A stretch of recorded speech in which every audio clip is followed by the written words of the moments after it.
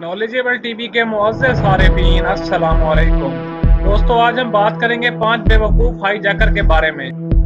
किसी भी जहाज़ को हाईजैक करना कोई आसानी का काम नहीं है। अब कुछ लोगों को हाईजैक का अलफ़ के बारे में नहीं पता, लेकिन चल पड़ते हैं जहाज़ को हाईजैक करने। नंबर 5 पर आते हैं एलन फंड।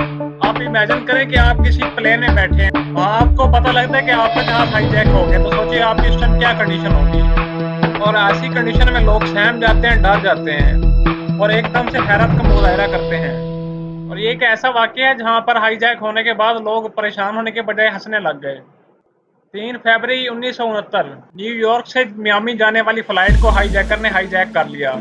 हाईजैकर की तरफ से डिमांड थी इस प्लेन का रुख क्यूबा की तरफ मोड़ा जाए।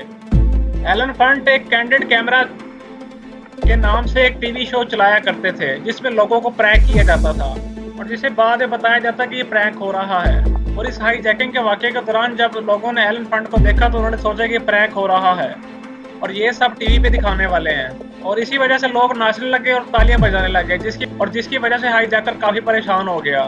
जब ये प्लेन क्यूबा में जाकर लैंड हुआ तब लोगों को पता चला कि ये वाकई में हाईजैक हुआ है। दोस्तों, नंबर 4 पर हम बात करेंगे जोस्मार फ्लोरेंस परेरा के बारे में। इंसान ने मेक्सिको की हुकूमत का ध्यान अपनी तरफ करने के लिए एक पैसेंजर प्लेन को हाईजैक कर लिया था। उसने इस काम को करने के लिए एक खास तारीख को चुना था जो 999 मतलब 9 तारीख 9वां महीना 2009। और इस तारीख को देखकर उसने लोगों का ध्यान मुतवज्जा करने के लिए इस प्लेन को हाईजैक किया था। उसका मानना था कि इस तारीख को मेक्सिको में एक बहुत बड़ा तूफान आने वाला है। उसका ये कहना था कि अगर वो प्लेन हाईजैक ना करे तो सारे लोग मारे जाएंगे। और उसका ये भी मानना था कि जल्द ही जीसस ट्रम्प इस दुनिया में आने वाले हैं और वो ये कहता था कि वो इस दुनिया में आए उससे पहले हम उनके पास चले जाएं। और आज भी 10 साल बाद ऐसा कुछ नहीं हुआ। असल में वो जिस चीज़ को बम बोल रहा था वो बिल्कुल डायनामाइट एक चीज़ थी। पुलिस का मानना था उसने हुकूमत का ध्यान अपनी तरफ करने के लिए ऐसा किया था ताकि सस्ती शोहरत वो हासिल कर सके। नंबर 3 पर हम बात करेंगे जिजिनाल चुआ के बारे में। 25 मई 2000 को एक हाईजैकर ने एयरबस 330 को हाईजैक कर लिया था और ये जहाज़ फिलिपाइन का था और इस प्लेन में 278 मेंबर और 13 स्टाफ मेंबर मौजूद थे। इस हाईजैकर के पास एक पिस्टल और एक हैंड ग्रेनेड था जिससे वो लोगों को डरा रहा था। उसने पायलट को हवाई जहाज लैंड करने को कहा, लेकिन पायलट ने ऐसा करने से इनकार कर दिया। उसके बाद उसने लोगों को धमकी देकर उनका सारा सामान इकट्ठा किया और वहां से कूद गया। उसने पैराशूट रखा हुआ था, उसने अपने घर के पर्दों से बनाया हुआ था जिसमें पैराशूट खोलने की रस्सी मौजूद नहीं थी, जिसकी वजह से ये ज़मीन से जा टकराया और 3 दिन बाद इसकी लाश कीचड़ से मिली थी, जिसकी पहचान करने के बाद पता चला था कि ये वही हाईजैकर रिची लार्ड चुआ है।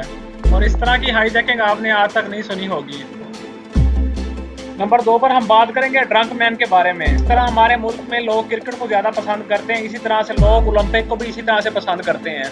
2014 में जब रशिया में ओलंपिक्स गेम खेले जा रहे थे, एक इंसान जिसको ओलंपिक में जाना था उसने यूक्रेन से तुर्की जाने वाले प्लेन को हाईजैक कर लिया था। उसने ये बताया था कि उसने इस प्लेन पर काफ़ी बम लगा दिए हैं, अगर ये प्लेन रशिया की तरफ ना मोड़ा गया तो मैं सबको बम से उड़ा दूंगा।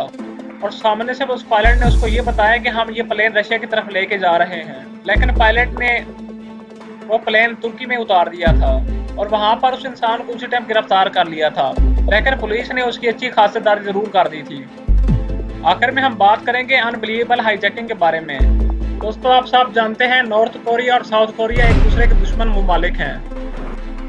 1969 में नॉर्थ कोरिया का हवाई जहाज जब ये साउथ कोरिया से उड़ा तब कुछ ही देर में हाईजैकर ने इसको हाईजैक कर लिया था और इस प्लेन को हाईजैक करने के बाद नॉर्थ कोरिया ले जाया गया।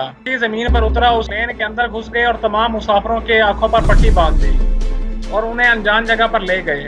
असल में ये हाईजैकिंग नॉर्थ कोरिया के खुद पायलट ने करवाई थी और 1.25 महीने के मुज़ाकरात के बाद उन्होंने 139 मुसाफिरों को रिहा कर दिया और बाकी 11 लोगों का आज तक कोई पता नहीं चल सका। उम्मीद है कि आज की वीडियो हमारी बहुत पसंद आएगी। हमारे चैनल नॉलेजेबल टीवी को सब्सक्राइब करें और साथ में बेल की अलामत को भी दबा दें ताकि हमारे नई आने वाली वीडियो आपको मिलती रहें। दोस्तों, मिलते हैं अगली वीडियो में।